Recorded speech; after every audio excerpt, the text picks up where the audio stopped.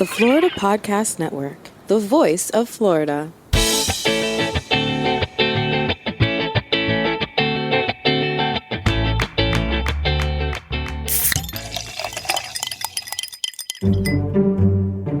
This is Gerard with episode number 46 of Florida's Fresh Mix on the Florida Podcast Network, a random mix of Florida's freshest personalities. Listen in. Hey everyone, welcome to Florida's Fresh Mix podcast. My name is Amber and I'm the lead content producer at the Florida Podcast Network. We are so excited you all have joined us today. And by we, I'm talking about myself, obviously, and your host, Gerard. How's it going, Gerard? It's going really, really well. Our listeners better buckle up because this is a unique one, and it's fun and it's revealing and Nice. very eye-opening. Guys, we have been teasing this episode for, I think, the past 4 episodes. We've alluded to the context of what you all are going to talk about today. So without further ado, I'm just going to go ahead and introduce you guys to today's guest. Her name is Kerry Kott. She is a nude nature photographer, physician of Chinese medicine. She's a mentor, teacher, alchemist. But most importantly, she's a human. And you're probably thinking like, well, duh, Amber. I mean, what is she, a dog? Of course she's a human. It'll make sense. It'll make sense. You just got to stay tuned and listen in to her explanation of who she is. So it's very fascinating. So one thing about Kerry is that she provides this service, Wild Woman events, and they're basically nude ceremonies. And it's a space to unveil more of your raw, bare authenticity so you can be free of fear, guilt, and shame, and return home to who you innately are. So I actually took that right from her website. And she is helping women to learn to love themselves again and love the body that they were born with through these ceremonies. So Gerard, you guys talk all about that and then some. I mean, this is what this show is all about. Finding uniquely fascinating Floridians, and that is exactly what we have here today. That's exactly right. And I met Kerry at Podfest last year. We just got back from Podfest this year. And Podfest has this great event. It's actually my favorite thing that they do there. Well, there are many things, but for networking purposes, they have a networking night, and it's just so great because it's like a round robin. You sit at a table with like 7 other people for like 15 minutes. You get to know each other. You can exchange business cards. You find out what the other person does, what everybody there does. And, you find out if there might be synergies and whatnot. So when Kerry said that she was a nudist and nude photographer, my first thought was, Amber, take a guess. We got to get this woman on the show. Gotta get this woman on the show. But even before that, please let her be from Florida. Yes. So yeah, and she is. So she volunteered to be a guest, and here we are. Yep, here we are. And real quick, Gerard, you mentioned that we just got back from Podfest 2023. How was your Podfest this year? Oh, it was great. I mean, I can't see how Podfest could ever not be anything but great because, again, it's just the nature of podcasting. It's such a unique industry because everybody's trying to uplift each other and help each other out. And it's so congenial. It's not like other industries where it's all about competition. It's like, crabs in a barrel, not like that at all. And, it was more fun this year because I got to see, so many people and friendly faces that not only I had met last year, but who I interviewed for some of our past episodes. So it's just really a community. And I had a great time. How about you? Same, to be honest. I only went one day, which was unfortunate. I would have loved to have gone for all 3-4 days. And especially to that event that you mentioned, that like roundtable networking event. That was by far my favorite thing about Podfest last year. Yep. But this was a great conference. Even though I only went for one day, But I actually met Kerry in person, and we actually recorded this interview a couple days before Podfest. So we knew that Kerry was going to be there, and we knew we were going to run into her. And you, Yeah. like you had mentioned, you had already met her in person. So I got to meet her, and that was a great experience. We met at the after party that Podfest Mm-hmm. has. It was Mm-hmm. lit. Yep, it was. It was pop festers know how to party. Oh, yeah. Yeah, they do. All right, Gerard, this is the part of our opening banter where you tell the people about your favorite nonprofit organization. So go for it. All right. So, as our devoted Fresh Mixers already know, for the past 3 years, I've proudly served on the board of directors of Guitars Over Guns. GoGo is an incredibly impactful nonprofit organization that offers students from disadvantaged communities in Miami, Chicago, and Los Angeles a powerful combination of music education and strong mentoring relationships with professional musicians to help them overcome hardship, find their voice, and reach their potential as tomorrow's leaders. Please head to the show notes for more information and, most importantly, to donate, donate, donate. Donate that money. The link is in the show notes, so you already know. Exactly. So open your wallets and now get ready to open your minds. Yes, open your minds, take your clothes off or whatever, and just listen to this great conversation between your host, Gerard, and our guest, Miss Kerry Kott. Woohoo! Okay, Fresh Mixers. What a special guest I have today. I'm here with Kerry Kott. And let me tell you something. I'm not going to even introduce Kerry. I typically introduce my guests, what they do, et cetera, et cetera. But in this case, Kerry, first of all, I just want to say hello and thank you for blessing us with your presence on this podcast. How are you doing today? I'm doing so good. You can't see me, but I have this huge grin on my face, and all of a sudden I'm like, I'm so nervous. Listen, there is nothing to be nervous about. And if what you do for a living doesn't make you nervous, I don't see why this would make you nervous. We'll get into that dichotomy. But look, I know that you have a quote unquote love-hate relationship with labels. So rather than me go into my spiel about, oh, this person does this person does that, I'm going to do something I rarely do. I'm going to let you introduce yourself. Who is Kerry Kott? Okay, so I am a human being, period. Nailed it. Nailed it. Nailed it so hard. I am a human being who is completely obsessed with Mother Earth and the human experience. And I have a really deep desire for being really vulnerable and transparent, which is connected to the work that I do. And, you know, that whole label thing about, am I a nudist because I work with nudity as medicine? Am I a naturist because I work with nudity as medicine outdoors? And, you know, labels are helpful. They support things and they also limit things. Hence the love-hate. Yeah. And our brains do things with labels. So if I said nudist on here, and I'm imagining everyone listening has a context about what that means for them. I had a context that nudist meant swinger. So, and in some ways, sometimes when really? I hear that, yes. I've thought that maybe one could potentially, and we're going to get there because I was going to get into that realm a little bit later, but I wouldn't necessarily think that they're inextricably linked. I mean, or not in any way. But go ahead.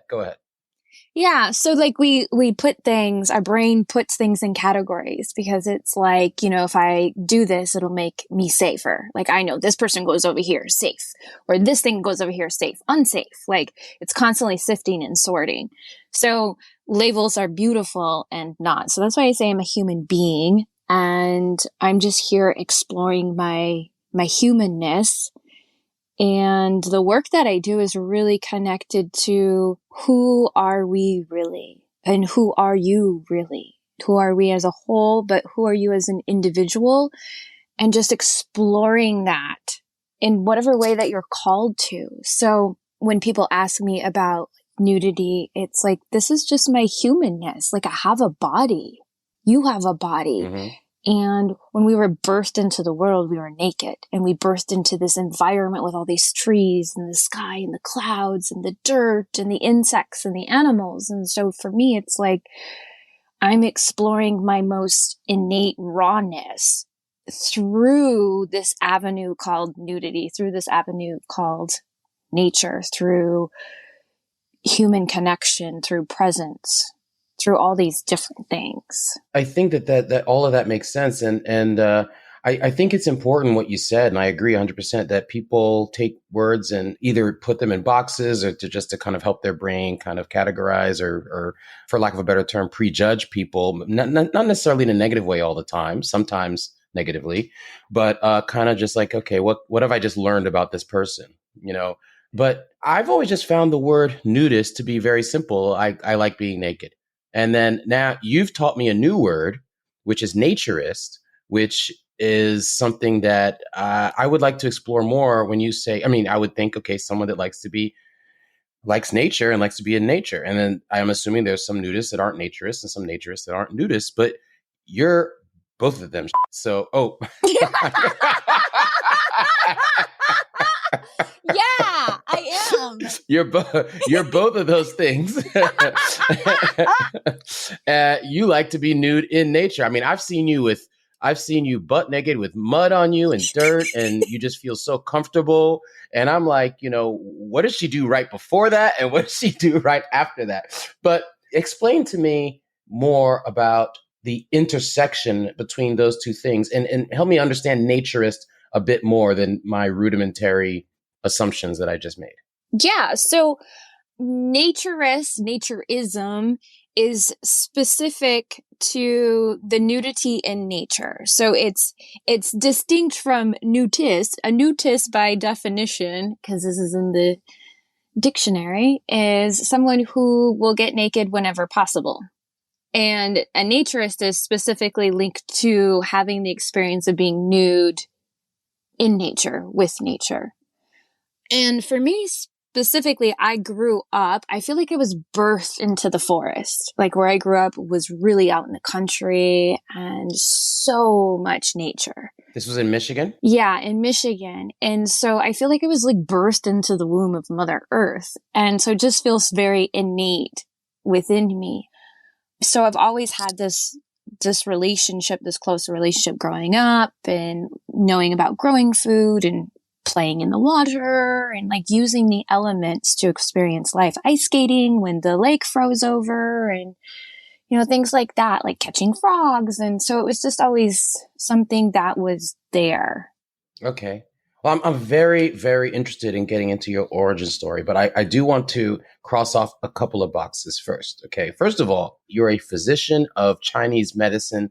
You're a licensed acupuncture physician with a master's in Oriental medicine. So tell us how that came about.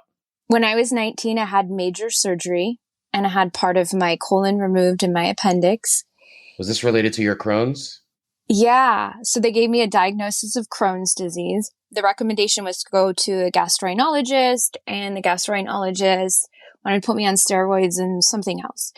And I just had this inner knowing that this was not my solution. I didn't know what my solution was, but I knew that this wasn't it. And I knew that it wasn't actually addressing like the root. It was like, here's this thing that's happened. Take this thing to avoid it potentially being worse, kind of thing. That's how I related to it. So for me, I started having a lot of pain, like in the lower part of my abdomen, like my bowels, like going to the bathroom was like urgent and uncomfortable and frequent. So it was like, for me, it was like this irritating thing. And like I'd eat food, like it was like everything that I was eating was just irritating. And sounds like a nightmare. Yeah. And especially after I had surgery. So like one of the reasons I had surgery is because I was afraid to say anything about what I was experiencing. I did this thing where I kept it all to myself. And then it got so bad that by the time I actually like shared it with my mom, that was my solution. And honestly, like that maybe potentially saved my life. And after that, it was like, what's really going on here for me? It was like I just knew, like, I use the word intuition. It's like when you just know things, and I had to be really strong because I was like, I didn't feel seen and heard by the gastroenterologist I had, and I fired him. So bold of me to fire him and be like, this is not my solution, and I don't feel... Look, if it don't feel right, it ain't right. It ain't right. I felt like I was just like some stupid 19-year-old there, and I didn't know what my solution was or what was really available, but I knew that wasn't it. And then I got introduced to someone he was like a holistic jack of all trades. He was like a holistic dentist, a chiropractor, a kinesiologist, which is somebody who does muscle testing. And so they they do these like wiggy things where they test things, and I don't quite know how to describe it. I didn't really know what he was doing, but I got an introduction to this man, and I was like, wow, this seems like it's it. And then I had my first visit with him, and he had a conversation with me, and I felt so seen. I didn't use those words at the time, but now I have it where you're heard. That person hears you. They're genuinely present. And I was like, I don't know. I don't understand what you're doing, but it seems so right for me. I went on that journey, and he would guide me to do things, and I would do them. I did things with he'd give me a little laser to put on different parts of my body, these acupuncture points, and he would recommend these supplements, and I just did it. So through that experience, while I was working with this particular physician, I just had this moment. I was going to school to be an accountant because I liked numbers, and I thought that was really smart of me to do. You would have been bored to pieces, but okay. I know, because it wasn't really accounting that I was interested in with numbers and math and stuff. But money laundering. Okay, so you should be on the hook. All right. Keep it on the down low. So I was working part-time while I was going to college, and in this moment, I had this moment. It was like, this is not my passion. And I was like, I want to do what I'm passionate about. Yes. And it was that moment that I was like, I can just feel this in my heart. I want to make a difference for people's lives like my doctor did for me. And it was that moment, boom, it was a light switch. And I didn't finish anything to get this accounting degree. It was like, why waste my time doing something any longer? Mm-hmm. I remember I called up my parents and was like, change of plans. So I found a school, and I just knew that I also had to have herbal medicine in there. So finding a school that included plant medicine. Where was this school? In Gainesville, Florida. Okay. All right. It was a really great school. So it's a 4-year program. It's all year round. We have a clinic in there. It's a set program. So my class, I entered in, and we continued from day one to day finish and went through the entire program. We had 1.5 years of clinicals of working with patients, which was so nerve-wracking for me. I was like, how do I get patients? I'm not from here. I felt so awkward about it, by the way. Mm-hmm. I liked working with the medicine, but the whole how do I get people here was so uncomfortable for me. This was your first entree into Florida and Florida life. So this is the Florida connection? Yeah. Oh, okay. All right.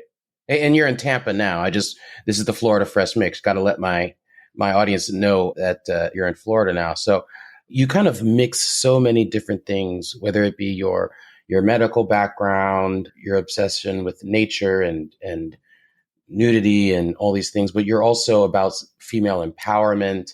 Why the nudism? Is that even a word? I don't even know. Why the nudity, and why has this grown into such an, I think, is it fair to say an obsession? It sounds like a lot more than a hobby. It sounds like a lot more than a hobby. I love it.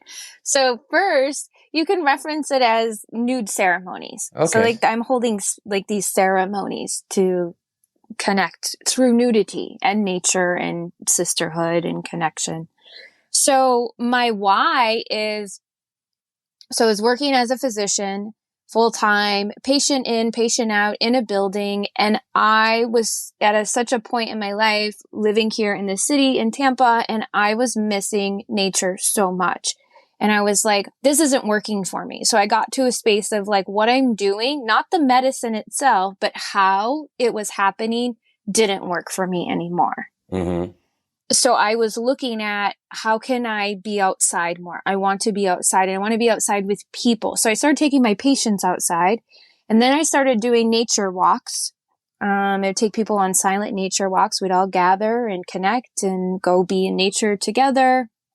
And I just have had a journey of really struggling with my business.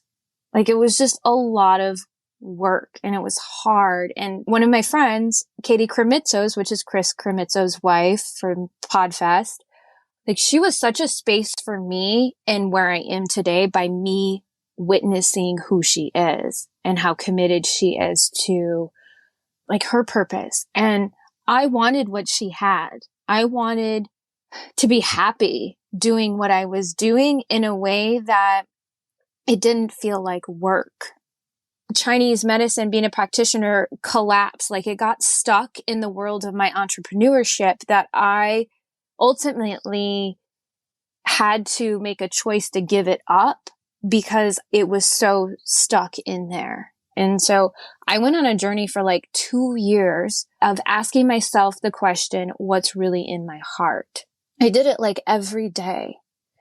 Like, what's in my heart? Like, what's really here? And I could see all the things in my brain of like, Kerry, you're supposed to work like this. It's not okay for you to do your business like this. It's not okay for you to charge this much. It's not okay for you to add this thing into there. It's not okay for you to take photographs of these women while they're at the event. Like, it's all these things about like what wasn't okay. And I kept asking myself, what's in my heart? What's in my heart? And I would take that and then I would feel like I would get a clarity one day and then I would go try it out. Like Katie does women's meditations. And I thought, you know what? I'm going to do nature meditations. And then I realized I was taking my love and put it in somebody else's formula that worked for them. Mm-hmm. And I was like, that doesn't work for me. One day I got a professional camera because I couldn't focus in on a spider one day with my cell phone. And my friend said, I think it's time that you actually get a camera, Kerry. And I thought, yeah, you're right. And so I got this camera and I had been doing my own nude self photos for probably like 4 years at this time. Just you? It was like a private thing and completely private, just with myself. So I'm outside with my new camera, like focusing on a little leaf. And I have this thought, I'd really love to take photographs of other people. And I was like, wow, that feels so good. And then Gerard, get this. 2 weeks later, I had my first client without even speaking, telling anyone that was something that I was interested in doing. Now, when you say photographs of other people, do you mean other people or other women? Well, it was just other people at the time. Right. Okay. It was just like, I want to take photographs of people in nature. Humans, the wild human animal emerged in its natural habitat. Okay. Light bulb went off. Light Boom. bulb went off. It wasn't a space of like, I want to work with women yet. I had to surrender into that. I can see how that might have naturally evolved. But yeah, it did naturally evolve. I did have some resistance. I was like, I don't want to be the woman who's like, I work just with women. You know, it was like, unfortunately, we make it that way, in a way. Some, because we're terrible. Yeah, I was like, this is for everyone, So, and they're like, oh yeah, everybody. Yeah, right. Well, I learned the importance of having a really specific niche. So, and I get how that actually can make things so much more expansive in life. Like my business is fuller because I'm more specific about what I'm doing. But what did you, in those private moments when you were by yourself in the forest, whether it be Michigan, I'm assuming some of this took place in Florida, maybe. I'm still trying to really dive deeper into the why. What did you gain from it? Yeah, that's the perfect question. Because the first time that I did that with myself, there I was in the forest, and I have a process. And the process is I take a photo and I look at it. I take a photo and I look at it. I take a photo and I look at it. So it's a really slow process. It's not like a bunch of flashes going off. I have to see myself. I have to look at myself. And so there I was in the woods, got my phone propped up. I'm looking at the photo. Part of it's like, ooh, I could turn a little bit like this. Ooh, the lighting like this. You know, there's things, oh, body like this. Oh, that's cool like that. And there was this moment. And I look at a photo of myself and I'm like, wow, I'm really beautiful. And that was probably the first time I ever looked at myself, and I was naked. That's the difference. I was completely naked and saw beauty in myself, for myself. Did you have any kind of body or self-image issues before that? You know, it's interesting. Until you asked me that question, I wouldn't have quantified it as that, though it was there. You know, it wasn't like, oh, this was a body image issue or anything like that. I was just dealing with what was there. And so, like, after I had my surgery, so I had the scar that went from my pubis mound to my belly button. Did you say pubis mound? I'm definitely stealing that. Okay. I'm gonna steal that, and I'm gonna copyright it, and I'm gonna give you no credit or profits whatsoever. Pubis mound. Called? I'm supposed to know, aren't I? I don't know. Hey, I call it something much dirtier, but yeah, I can't say that on this podcast. Pubis mound. Okay, well, that's the part right above the entry, right? So I had this scar, and it wasn't so much the scar, Gerard, but like what happened is the way my abdomen was beforehand, like my lower abdomen changed. It was like like the shape of it changed, like as if there was like this mound that happened around the scar. So it's, you know, there's scar tissue. If anybody has had a surgery or know about scar tissue, is it impacts circulation and things can get stuck in there, and it can. Yeah, I'm well versed. Yeah, I've had a huge scar on my back from major lung surgery, and I know exactly what you mean. And then there's some like numbness there. I can't get feeling there. I hear you. Yeah. So it creates something different in the body, and the body now has to do something different in order to, like, it's the road becomes blocked. A major roadway gets blocked in the body. And so I had this pouch, like, to me, like maybe somebody looking at me is like, I don't know what the hell you're even talking about. But for me, it was like that changed. And being a woman, I know that a lot of women relate to like, oh, this isn't good enough on me, or this looks like this, or this isn't okay, this is unattractive. And I know men have that too, but it's like exacerbated with women. like way worse usually, just like ingrained. Plus, men always think we look good. We don't Actually, care. One of my teachers I studied with, who talks about biology of men and women, says that men have natural beauty finders. So like it's easy for men to see beauty. And I thought that was the most beautiful thing, by the way. I was like, wow, what's that like? You know, it's just like, so it's like built inside of you. Like you are beautiful. No, I don't notice that weird hair. I don't even see it. I just see your radiance.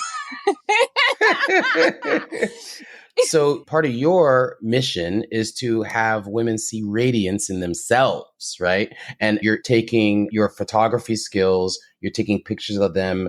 I'm sure you're sharing them with them, maybe, and they're seeing themselves in ways that they've never seen themselves before. I'm going to ask you a somewhat negative question followed up by a positive question. The negative slant is, do you find that there's a challenge because of society? Let's just be honest. I mean, Kerry, society focused so much more on the bodies of women than men, and they always have, and to such an extent that women compare themselves to each other. Do you find that there's a challenge in women all being nude around each other and not experiencing comparisons or jealousy or anything like that? And then my positive question is, tell me your most beautiful stories of the beauty that comes out of these events? Yeah, I think they're actually the same question, really. Like the answer. Okay, great. Two birds. Two birds with one stone. So that part about comparison and jealousy, it doesn't necessarily get eliminated. However, because I've listened to women share their experiences, judgment happens. Sometimes I find myself judging myself in moments of events that I have. But there's something different about that. It's more like witnessing it versus being in it. Does that make sense? Like there's a difference between I'm consumed by the comparison or I'm present to how much I'm comparing myself to other women. Right. No, that makes sense. So it's not that it doesn't happen, because it does, but it becomes a space that they get to heal that. And also something magical happens when people get naked, like when women get naked, because I've heard this from them and I've experienced this myself, is that the clothes are off. And it's like, oh my gosh, we're naked. I'm naked. I'm naked. I'm naked. And then it goes into, it's like freedom and relief. And then what happens is the nudity no longer is a thing. The irony is you get naked and then it's not about being naked. It's about now I can be with the stuff that I'm scared of, that I've been covering up. So if it's the comparison, then that comes to the surface, that they can even share that with me. Or sometimes women share with me like afterwards, things get shared during the event as well. So it becomes something that gets brought to light instead of it hiding and being shameful that they even feel that way. Like shameful that they feel jealous, shameful that they're comparing themselves when they know they shouldn't because, you know, they're a whole and complete and beautiful being. And so it's like, it becomes an opportunity for it to come out. And then it also comes out when they get their photographs as well, because two things happen when they, in their private photographs, that they get that's only for them, two things happen. They see their beauty and they see things they still don't like about themselves. So then it becomes another space for them to heal. And I've had women who have shared their photographs with their friends, you know, like talking about all the ways that the photo is not that awesome, and then have all their friends reflect how beautiful she is. And then that same particular woman then have that photo printed and put up in her home. So like it becomes this really powerful space of healing because it comes to light. It's no longer hidden underneath the clothes, and we can hide all sorts of things in our clothes. Like just want to share this. One of the things that was so amazing about starting to see naked bodies is I realized I had no idea what bodies really looked like because they were so like tucked away and hidden and pushed up and sucked in that I was comparing myself against perspectives of other women that weren't even real. So when we get naked together, we see like, wow, her breasts are there, and it's not like they're right or wrong. It's like, holy shit. Like for me, it was like, there's no perfect breast. I was thinking all these other perfect women had just like everything was the same for all of them. That was the perfect body. And then seeing women all naked, it's like, oh my gosh, this person's lovable and they look like this. This person's lovable and they look like this. This person's loved and they look like this. I was like, I had no idea what bodies looked like, truly, except for my own. Perfect does not mean a specific size, a specific color, a specific look. Perfect is not defined by, you know. Well, it seems like you're saying that perfect doesn't exist. And I'm saying that there's perfect for me. Everybody has different, like talking about breasts just specifically, since that's what you mentioned. You know, I can have arguments with my best friends about, you know, what they like and what they don't like. And so I don't think there is a perfect. It's just based on taste, and taste is something that you're born with. I mean, I can't, I always tell people you should never apologize for what your tastes are because it's inherent, but you can change your perception of yourself. to not fit what you believe other people think about you. It's two separate issues. What you like and what you think people judge you on. Does that make sense? Yeah. Probably not. No, it does. It totally does. And that's an aspect of being like, this is what I look like. Like, this is what my body looks like right now. Are you 100% comfortable in your own skin at all times around anybody? Like, for instance, is your nudity something that you share? Obviously, you share your art on, online and on your social media, etc. It's tastefully done, I must say. And then obviously you have these ceremonies with these lovely ladies. But what if there were no laws against public nudity? Would you be comfortable walking around in the street? That's a really great question. When you first started asking the question, I just wanted to say no, like I'm not always comfortable. I still have spaces that I work through. Like today, I had a photographer take my photographs and I was naked in nature in a public place. And I noticed, I'm very sensitive to like if people are coming around and I have this presence of like, it's not okay. I'm going to get in trouble. This is wrong. This is bad. So like there are spaces for that within myself that I still get to move through. And so if nudity was not legal or was legal, right? Or completely legal. Okay. Completely legal. Like, what would I do with that? Like, yeah, that's what I'm curious. Well, especially, I'm a lawyer. I want to know what I want to know how far. What's the depth of your commitment, Kerry? Okay, so, well, there would be obvious times that I wouldn't be naked. Like, I need to protect my body against elements of cold weather and things like that. Right. And bees. And bees. This is interesting. I can feel like this anxiousness in like my chest area thinking about this. Well, that's not my intent, but I'm looking forward to the answer. I'm really in the question. So like Gerard, it was actually legitimately legal. Like you are telling me without a shadow of a doubt, if I walk down to this street in downtown Tampa and it is legal for my naked body to be there. That's the thought question, yes. Like, I gotta get it. Completely theoretical. Okay, so I would explore that. I don't really know what the initial moment would be like having, that's really a real true story. Like, that's really legal.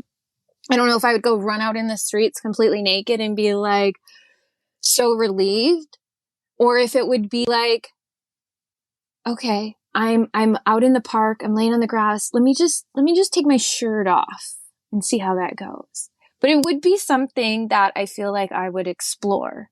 I believe you. Yeah. I totally believe you. Because I would feel the edge. I love edges of life. Like, let me just push the edge. I don't like to necessarily like do it beyond a space that, like totally puts myself on the fritz, but I would explore that, and I think it would be cool. Wow, I could just, be out in that park and not have any dandelions. Well, I think that's a very honest answer, and I love the fact that you express the incrementalism of it, because it's like, really, I can't even believe this is happening. Okay, let me take this off, and then and I think that's largely because it's very difficult to say the word nudism without the word judgment. They come hand in hand. And I think that's why you have nudist communities in different places. My understanding is that there are some in Tampa, which is where you live. I have no knowledge of these communities. I don't know anything about it.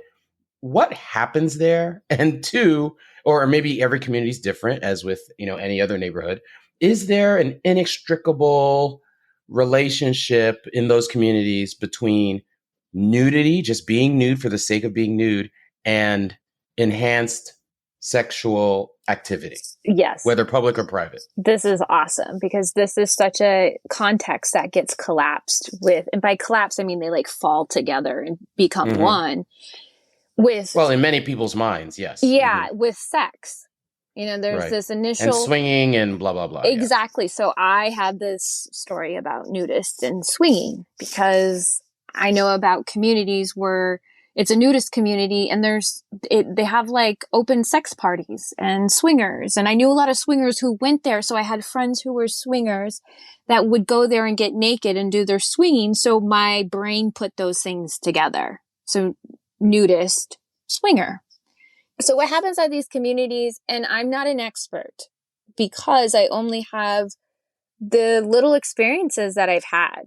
So I've gone to, there's a specific community here in Tampa, Lake Como, that is completely just nude.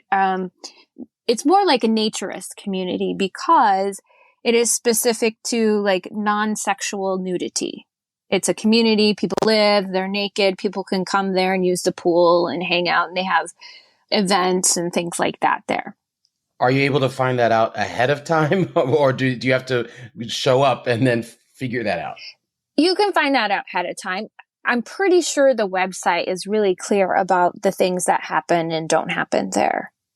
And they definitely will let you know, because you can't just walk in there. You have to go through a process. You have to become like a member, or you have to give them your driver's license. You have to fill out this thing. So I haven't been to some of the other communities that are here where they are connected to, they bring different types of sex parties into it. So. And you have no interest in that? I don't know if I have no interest in that, but when it initially came up for me, which was actually years ago before I was ever like into nudity, I was like, I don't want to go there and be propositioned for sex by anyone, because that didn't make me feel safe. Mm-hmm. Right.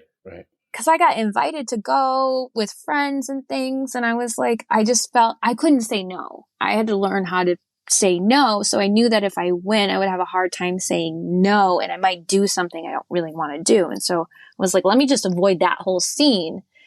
I haven't gone to any of those places since then, or since I, started exploring nudity. I went to Lake Como because I knew that it was a place that I just wanted to go and be with people, and they had like nature trails and things like that. And that's what I wanted. So safe space.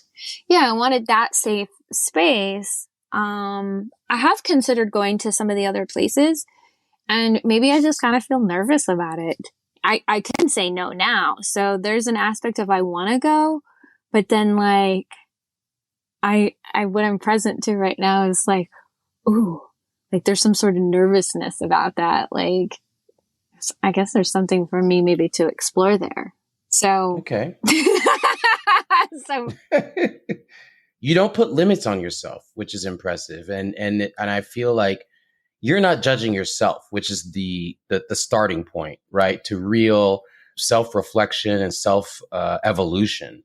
I applaud that. I think that's great. But you can you can control yourself to a degree, but you have limited control over other people. So I'm wondering how your naturalist or nudist, or however you want to call it, that journey has affected, how do you deal with judgment from other people, whether it be your friends, your parents? How has it affected your dating life? Like, what is that like? Juicy. Good. By the way, I do want to clarify something. It's not that I don't not judge myself ever. Like, I have my own judgments about things, like, oh, I should be somewhere I'm not by now.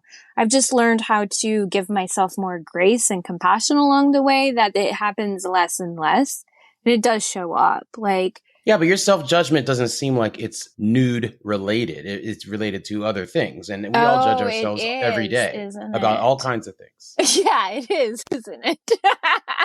I just wanted to let everybody listening know I'm still human. Yeah, no, everybody judges themselves. So how do you deal with the judgment from other people, family, friends, guys that are, that you would otherwise have like a normal dating situation with? Like, how does that all work? When I first started sharing like this part of me, I was definitely scared. Like, oh gosh, like what's going to happen in my world? What are my parents going to think? What are these people going to think? And I'm at a place with this that, Gerard, it's not about me. Like, nudity for me, because I share it in this way of I call medicine, it's not about me. So when people have judgments about it, I don't take it personally, which is a really great space to be in because I feel like I can really share that with other people.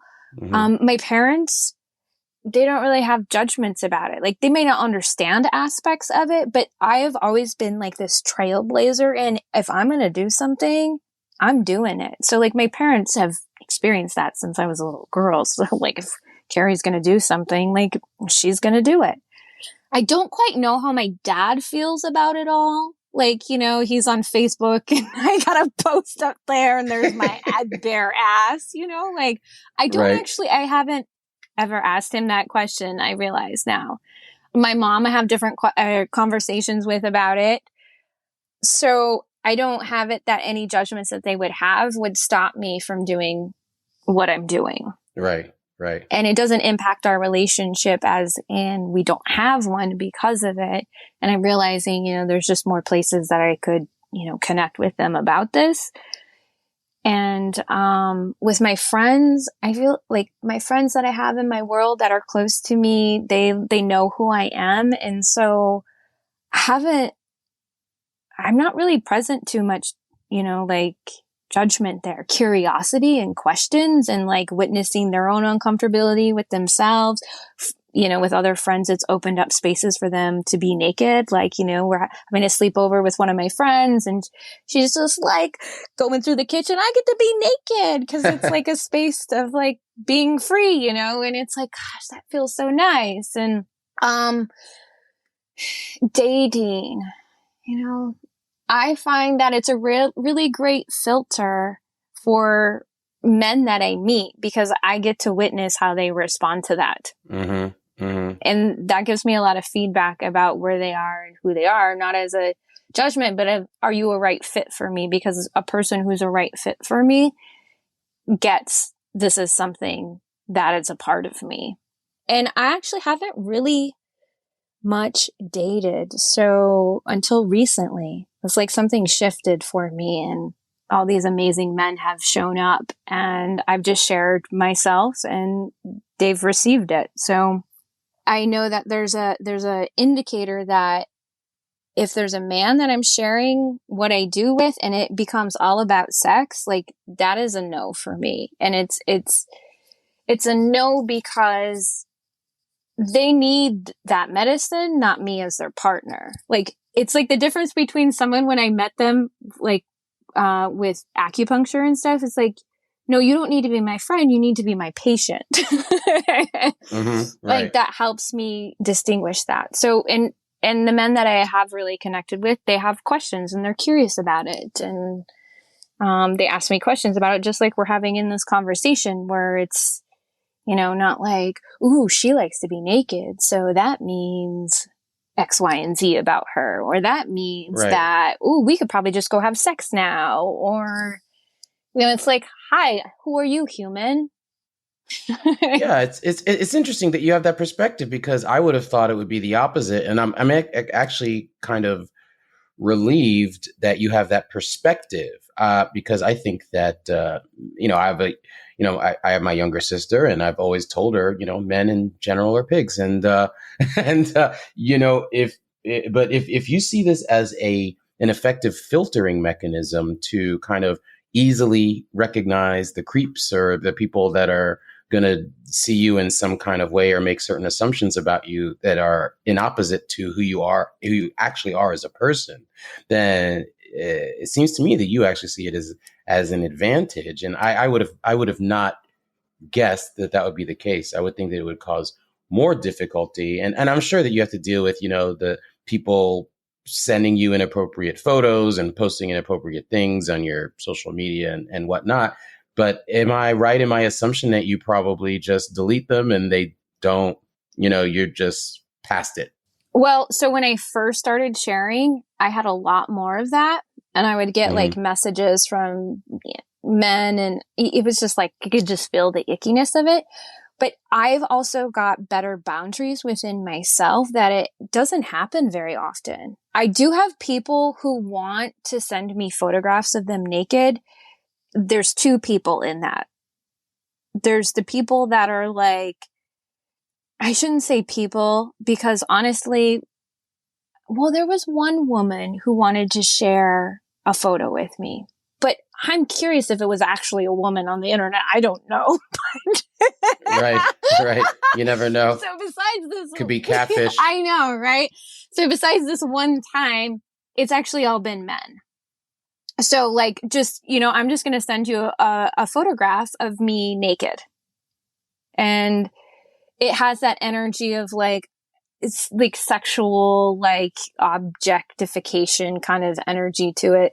And I have friends who I met online that shared photographs with me, but it only happened because it was asked. And I said, if that day ever comes, I will let you know, or always ask me. If you want to share something with me, ask me. And I actually have a friend in my life who he was inspired by what I was sharing. And so he started going outside and getting naked, and he wanted to share that with me. But it was like a journey of even like getting to that space together. It wasn't like, oh yeah, you can share that with me. It was like we started connecting on a human level. And I think it was a really great gift for me because I have genuine connections with people that I meet online. And I've learned how to decipher, like if I know, like I'm really intuitive, so I can feel, like I feel so much about like what I say I have a human lie detector inside of me, and I can tell when someone's being genuine and not genuine. So what I do now is I just delete those things. And usually they get deleted in a grouping because they're in like those little hidden spam special folders. So I just delete them. And when I started doing that, I actually started getting less. It's like the law of attraction energy. I was putting so much focus in, like, I'm getting these messages and I feel like I'm supposed to respond to everyone, even if it's to say no, thank you. And so I stopped doing that. And then I stopped getting all these messages. But to me, it's like, it feels really icky just because I talk about nudity and I share my photographs that oh, I'm just going to send you photographs of myself naked, or I'm going to send you messages assuming that, this is a sexual thing, or men asking me to send them photographs. So what I started doing when I saw those messages, I was like, here's my Venmo. Just drop me some money. Nobody's done it yet, but I'm like, I had this phase where I was like, you know what? If you're going to send me these messages, like, fuck you. Like, here's my Venmo. Put your money where your mouth is. Yeah, put your money where your mouth is. And I usually tell them the minimum, the minimum is like $1,000 or something. I love that. Then they either pay you or they ghost you, and it's a win-win for you. Well, so it's all I good. haven't had anybody pay me yet. Let's put a yet there. But I'm like, yeah. I think that's the right move. That's brilliant. All right. I do have two final questions for you. These are totally out of my weird, crazy brain. Quick answers. First one. These are totally unrelated to anything we've talked about. Awesome. All right. First one. Do you have a funny incident that happened to you that only happened because you were naked at the time? Like I mentioned before, like a bee sting in some place on your body that would have never happened had you not been naked, or something happening only because you were naked that was embarrassing or painful, or you're like, damn it. Like, is anything come to mind? The first time I went to a nude beach, I was in Croatia. It was the summertime, but the water is icy cold there. There's a sea. I go to this nude beach. I get naked, and I'm first having this like, oh my gosh. Okay. Nothing sexual is going to happen here. I'm safe. It was like my first time. And so I was like all quiet to myself, and I want to go in the water, and I get up to the water, and there's all these black things in the water. And I'm like, what are those things? And I'm looking at them, and this tall German man comes up naked and decides to help me. And he's like, those are sea urchins. And typically people wear specific kind of shoes so that they can protect their feet from the sea urchins. But there's a pathway that's over here. And so he shows me where the pathway is. And I'm like, okay, okay, guy, go away. So I can like. Did he point with his finger or something else? I'm just joking. All right, go ahead. Yeah. So everything pointed in that direction. So I was like, that's the place to go. So And I was like, kind of like, okay, thank you. And like, no, go away, dude, so I can be by myself kind of thing. Because it was like awkward. So I go into the water and I'm like, oh, I'm doing really good. It's so cold. So I'm like going really, really slow. And then my last step, something pokes into the bottom of my foot. And I'm thinking, it just poked, it just poked me. That's all that it did. So I go into the water and I start floating and my foot is throbbing. But I decide, I'm just going to like try and be unseenable as possible. So like, don't make too much movement or anything. So I'm like floating around and I'm there for a while and I come out and I'm like, I can't really walk on my foot. And I get out and I have sea urchin stuck in my toes. The whole urchin? Well, pieces of it like broke off. There were like 5 little pieces and I was so embarrassed that I didn't say anything. So I get out and I sit down and I look and I'm like, oh my gosh, if I would have listened, I would have gone to that man and asked him for help. Like, cause I had already interacted with him. I would have asked somebody for help, but I was so embarrassed that I tried to not hobble my way off of the beach. And I got in the car and I drove an hour to the Airbnb I was staying at in the privacy of my own space, removed sea urchin pieces from my foot. Oh, because they were stuck in there. You couldn't just, wipe them out, like flick them out. Yeah, they're stuck in there. And I had waited so long. It was like at least 2 hours. So my skin was doing things. And so I was so embarrassed that I didn't ask for help. But why would you be embarrassed? First of all, everyone's there naked. You stepped on a sea urchin. I mean, are you embarrassed because you killed the sea urchin? I mean, why are you embarrassed? I don't understand what's there to be embarrassed about. I'm so confused right now. Yeah, that's because you're not in my brain. It was like this thought, like as if I did something stupid, like, oh. Which was avoidable? Yes. Yeah, okay. Like, oh my God, I messed up. Like, oh, I wasn't initially good at this thing. So I'm embarrassed because you're a murderer of nature. Yeah. No, it wasn't about that. It was about looking stupid. Yeah, right. Well, that was worth it. That was worth it. That was worth it just to hear you say that there was a tall, naked German that walked up to you, trying to be helpful. I just the imagery alone is gonna affect me for at least my dreams tonight, probably. And then my last question: yes or no? Simple yes or no question. All right, you ready, Kerry? Mm-hmm. Are you naked right now? Oh no! You know I had to ask, right? No, I didn't know that was the question. Okay, so she does wear clothes. All right, so that's totally fine. I had to ask. All right, that's great. So listen, this has been so great. I want everyone to understand how they can find you on social media, get in touch with you. I know that you're launching a new podcast called The Naked Human in a few weeks, and you already have a podcast that I've listened to already called The Universe Made Me Do It. We'll put those links in the show notes. Please tell me on social media, tell me any events you've got coming up and how people can find you on social media so we can include all those links. Wonderful. Thank you. So my website is the best place because social media is fickle. I have had my Instagram deleted before. So going to my website is always the best, which is kerrykott.com. Currently on Instagram, my handle is Nature is Always Nude.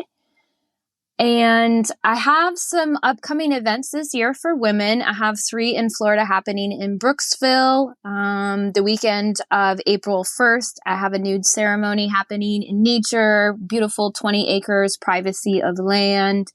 And we'll have 2 there at other times of the year. And then I have 3 events happening in Michigan on my homestead, my private homestead as well. Thank you so much, Kerry. This has been wonderful. I appreciate you so much. I just want to tell you how much I enjoyed having you as a guest, and I look forward to watching your journey. And I'm so glad that you've found a way to bring all of these aspects of your life together, business, your passions, etc. That's what we're about on this show, inspiring people to combine passion with promise and profits, and also with meaning and service. And you're doing all of those things. So thank you very, very much. Thank you for creating a space that I could share myself and have it be a gift to others to see themselves and give themselves permission to do that, to follow their passions and their hearts.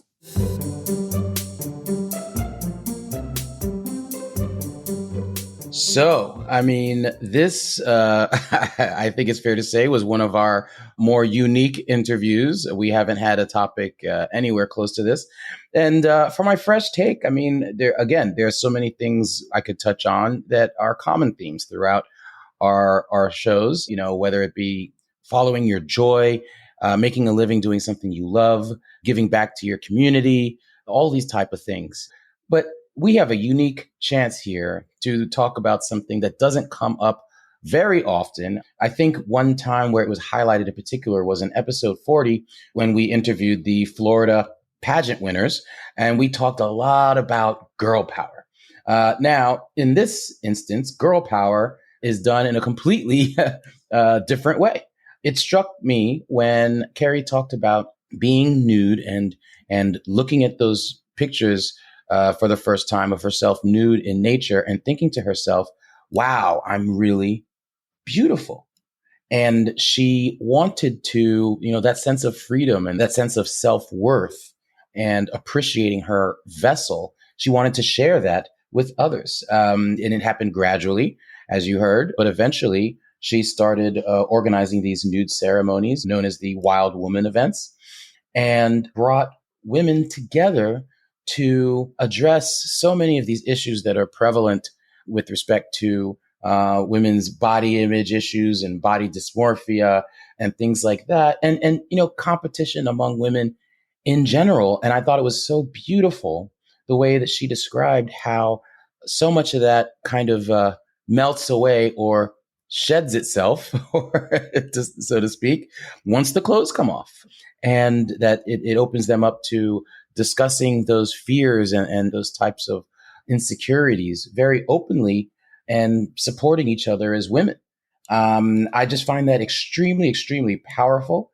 And she was talking about how she had spoken to an expert about the differences between men and women biologically, and her saying that men have natural beauty finders biologically. I tend to believe that. I think that women would be surprised at how much we as men really don't care about the aspects of their looks that they really harp on. I can't count how many times, a female friend or a girlfriend or whomever has said that they're, self-conscious about this or that. And I'm just like, either I don't see it at all or really could care less. Okay. Because you're beautiful. We think that women are beautiful in so many different ways. So it's hard for us to really understand where some of that comes from. And I could go on forever about where a lot of that obviously comes from historically and through the media, et cetera. But I think that, it's one thing to address the problem.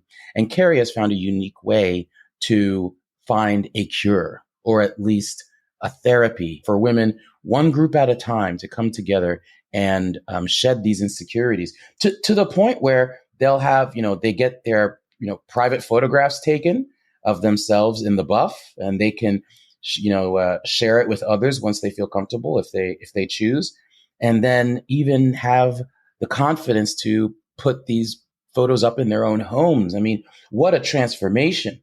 It's really about loving and being comfortable in your own skin and honoring your vessel, the vessel that God gave you. And I just think it's a really beautiful thing. I can't say enough about it. So that's my fresh take. Thank you so much for listening in. And I look forward to having you tune in to the next episode of the Fresh Mix Podcast.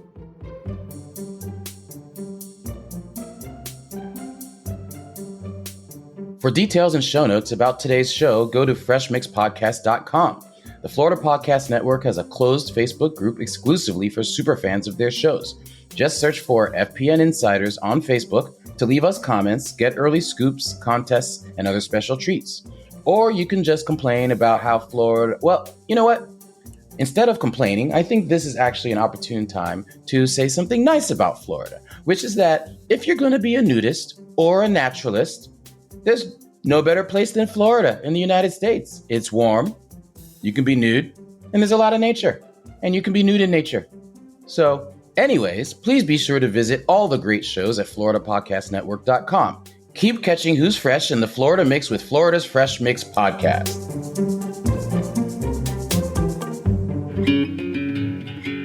Flintstone Media has been the digital messaging bedrock of several brands and businesses, serving as a highly resourceful podcast production house and consultancy firm for over 6 years. Visit flintstonemedia.com for podcast samples. From show development and setup through recording and distribution, work with a leader in the industry and add a new podcast to your brand's content offerings. That's flintstonemedia.com.